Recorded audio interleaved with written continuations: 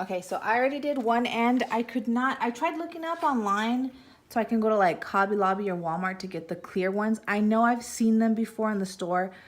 I just could not find the item number, so I wasn't about to go waste gas and be let down. This one I had to use this one instead, the heat shrink, which is for audio, or if you're doing any wire work, you could use this. I already did one end and my results are satisfactory. I'm not upset with it. I just wanted it to be clear because I really don't have black on the outfit, but you know, whatever. I will say, please have your heat gun handy. I have this little thing that kind of holds stuff for me so I don't burn my hands. So like, don't be holding it from here and using the heat gun because you will burn the heck out of your fingers. No joke.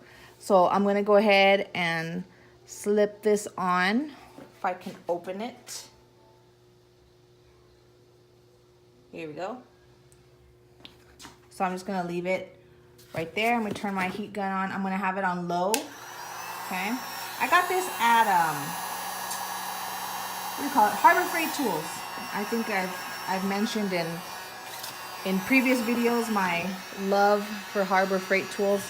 It's another great place to get sewing supplies or even here jewelry supplies because they sell heat shrink tubing, and it doesn't just come in black.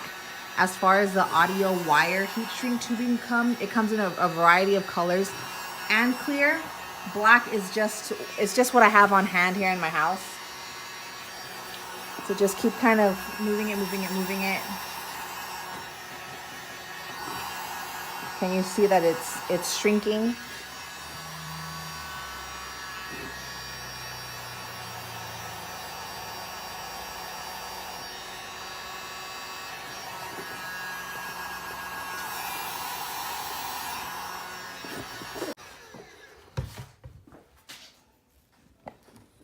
As you can see, it did grab it a little bit. Let me see, how is it? It is hot. Youch. Well, then I'm gonna put this back since I don't need it anymore. So that's an option. I don't know how well it will hold up in the wash, but again, it's just a little belt on my dress, which I intend on removing before I wash the dress.